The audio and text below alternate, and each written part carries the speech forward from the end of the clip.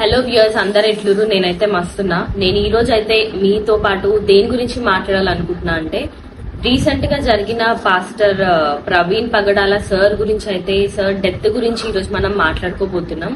అసలు sir death అనేది ఒక పెద్ద మిస్టరీగా అందరికీ ఒక క్వశ్చన్ మార్క్ ఉండిపోయింది. అంటే some of they are saying like sir drink చేసి ఉండే అని, సార్ డ్రింక్ చేయడం వల్ల ఇట్లా యాక్సిడెంట్ అయ్యింది అని కొంతమంది అంటున్నారు.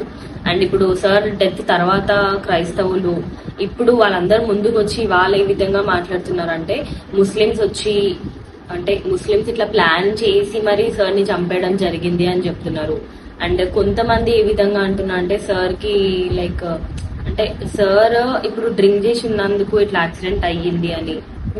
అండ్ నెక్స్ట్ ఏంటంటే ఇప్పుడు అక్కడ మనం చూసుకున్నట్టయితే సార్ కి టోల్ గేట్ దగ్గర ఎక్కడైతే యాక్సిడెంట్ జరిగిందో అక్కడ స్పాట్ లో కెమెరాస్ లో ఏదైతే రికార్డ్ అయి ఉందో అది ఆ వీడియోస్ ఆ ఫుటేజ్ మనం ఏదైతే చూసుకున్నామో దాంట్లో అయితే సార్ డ్రైవింగ్ చేస్తూ వెళ్ళినప్పుడు రెడ్ కలర్ ఒక కార్ వచ్చి అక్కడ సార్ కి డాష్ ఇవ్వడం జరిగింది. అండ్ అక్కడే సార్ అట్లా చనిపోవడం జరిగింది అని చెప్పి అట్లా మనకి రికార్డ్ లో ఏదైతే అక్కడ కెమెరాస్ లో రికార్డ్ అయిందో అక్కడ మనం అయితే ఇది ఒక క్లారిటీగానే ఉంది.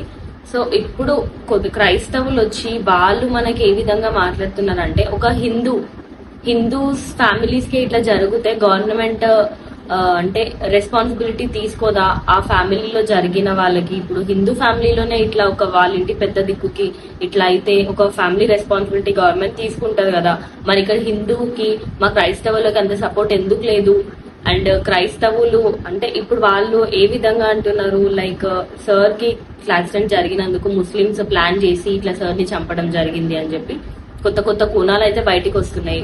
సో ఇప్పుడు ఇంకొక 2 days లో అయితే సార్ పోస్ట్ మార్టం రిపోర్ట్స్ కూడా బయటికి రాబోతున్నాయి.